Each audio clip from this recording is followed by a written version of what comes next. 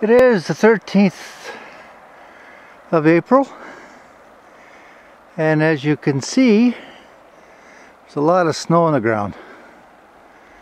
Now, we started off in today's trek much more ambitious than you're currently at the moment. I thought I was going to get less snowshoe in, but instead, because of the snow is so heavy, it just clogs under my snowshoes and it would just be miserable. So we're here at the A.Y. Jackson Parkette, I guess it is, and we'll just have a look at the falls.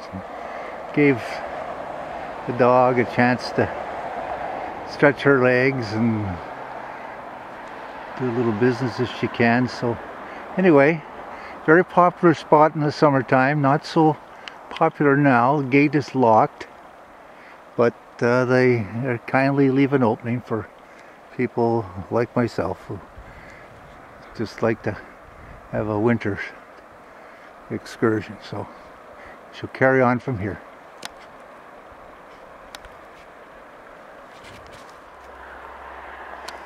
Scattered throughout this little park, so they call it the Lookout, there's a number of chunks of rock with a description, and since this is a mining area and it's quite a learning experience for people who are, say, budding geologists or have an interest, it's a very good thing. Here's a map of the area showing where the lookout is and the trails. At one time the trail was much longer, but there seemed to be some issue with private property and all that. It was excellent to show the bridge there, which we will not be going down. For my own personal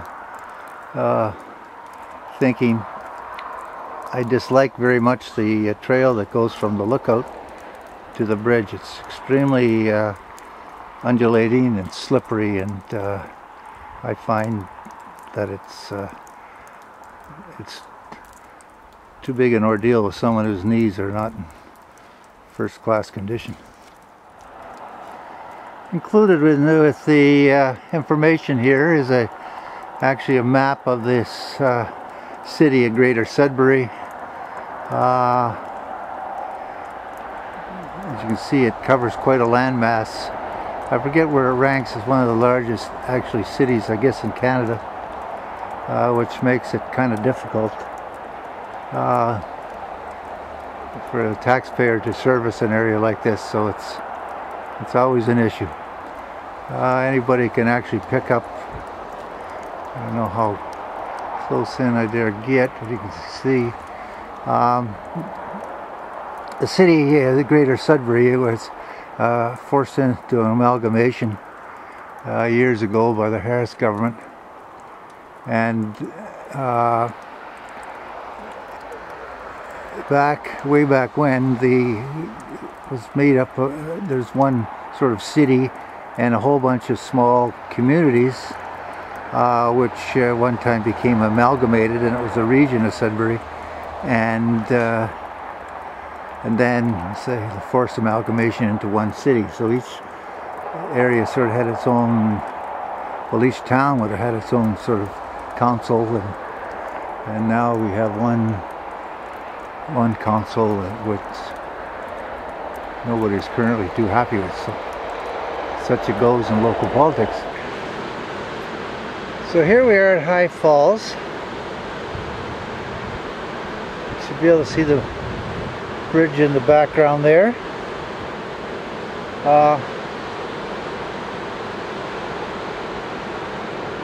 Beautiful any time of the year.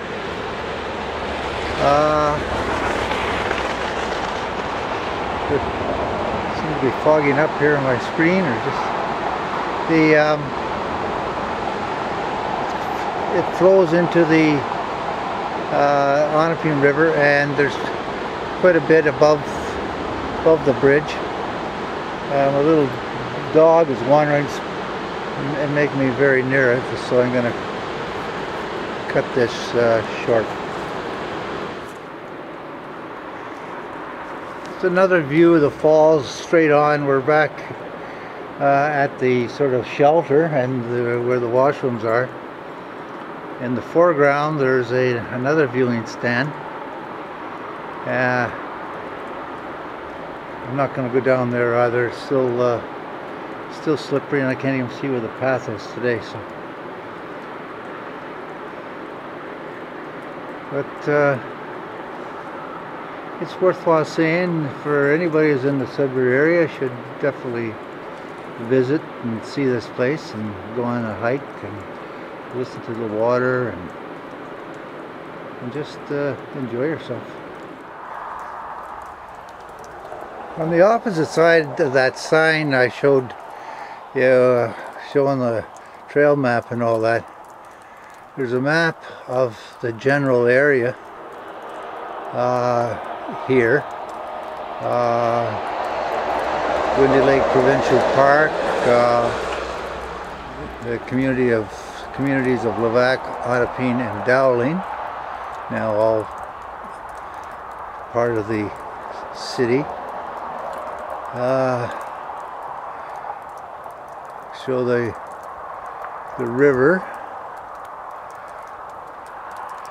and where it joins up with the Onaping River, which I had mentioned where we're looking at a few minutes ago, flows into another river that's actually up near my way, the Vermilion River. So, and then to a lake, and then it goes on from there.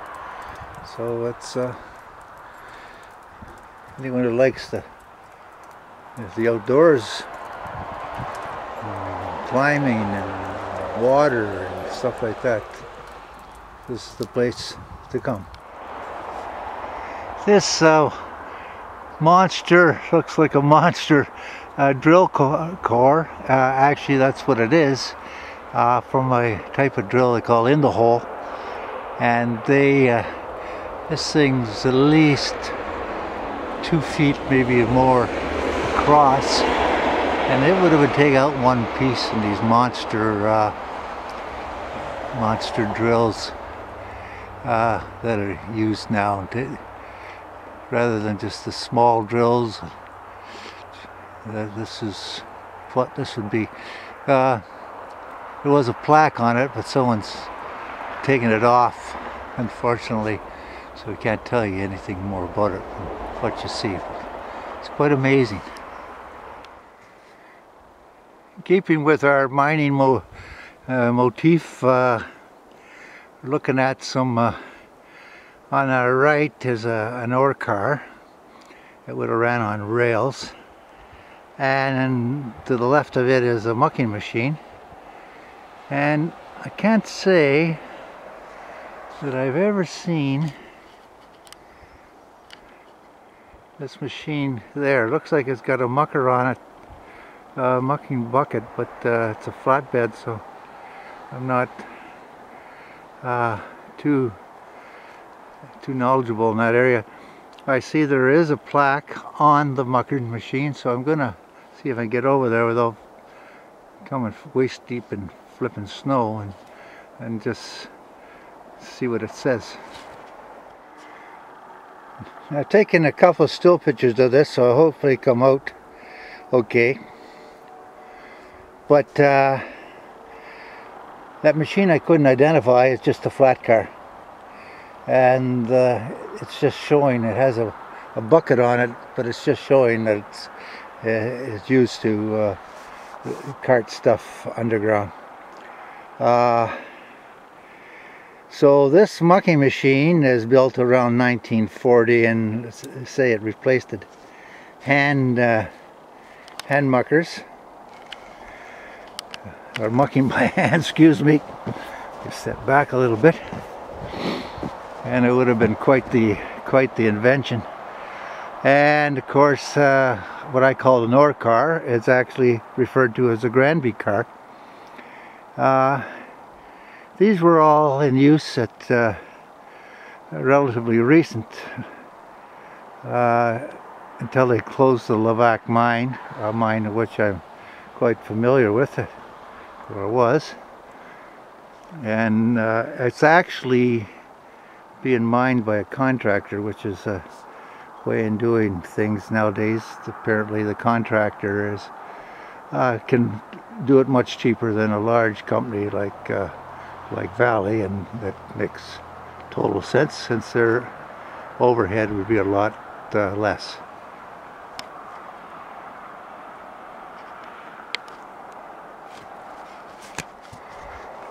So we're looking at the working side of the mucking machine. An air-operated probably motor. I don't think it was hydraulic. And it was on rails, of course. And you can see the cable that actually operated tipped the bucket. So it would go along by the tracks, scoop, lift it up, and then dump it into the waiting ore carrier, Granby car. And here we are with the business end of the mucking machine, and the front end, and you can see that, oh, I don't know what the chain was for. That was built by IMCO. IMCO is, as far as I know, I've seen the name lots. It's still in business. That's an IMCO 22.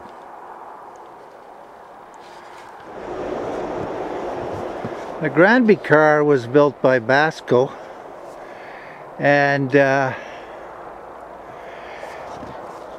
it would unload it to an ore body, sort of a chute that would allow ore to be dumped through an ore passage. Got the name. An ore passage, and the ore passage would from there would go and be lifted to the surface to be further processed. They generally have a crusher underground, jaw crusher, that would break it up into smaller pieces, and then when it went up to the mills, it's the crushing mills, and that they would be put into fine material. You can see there's a lifting mechanism, and this would be a car that would dump sideways. Quite a process. A lot better than it was, I guess, but once again very robust. All this was used in track mining. Nowadays you would have, say, a scoop pram that would do both the mucking and the and to taking the ore to the ore pocket, and so it would follow the same basic route. So anything he didn't have to worry about is laying track. And I don't know what the capacity with it compare. There are some very big machines.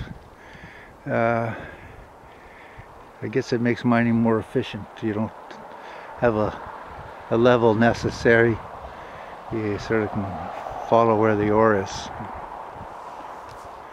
It's a very intriguing business. I've met people who just love it. Also met people, I've met a guy many years ago, foreman, said I said, I guess you get used to being underground. He said, told me he was scared every day. So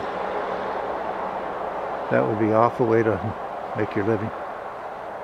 But you know, men do what men have to do. We have families to feed and to house and educate. So that's the way it is.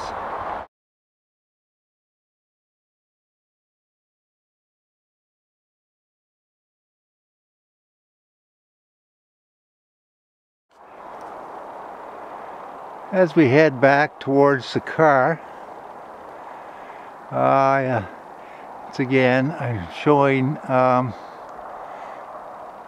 some examples of rock or of ore or what that have been donated and here for people's to enjoy and maybe educate themselves. It's all good. This road that we see some cars on, 144, is a very busy road. I was hoping to get an example of an ore truck. Of course, just before I set up the camera, several of them went by. In my past life, I would occasionally have to come up this road at night to catch the cage early in the morning, to which to go underground. And depending on the weather, it was deep, dark and wet. Here's an ore truck now. He would be taking ore from Extrata to the smelter in Falconbridge, Extrata smelter. Those things are horror on the road. They cut through communities, they cut down through the main, one of the main business areas of the city. If not, they come through an area where I live. They travel so fast. They create a hazard. Even trying to ride a bicycle on a road where they travel is just extremely frightening experience. The road is so dark, say when it's in early hours of the morning, and people who are familiar with the road, they drive so fast, the visibility is poor, and you get these dough heads on your bumper. It's not a pleasant experience in the daytime. It's a lovely drive. But tend to probably do a little bit more rubbernecking than you should. So anyway, it's 144. It runs from basically the old city, Sudbury. It's headed right now towards Levack Onaping. So just a little history there.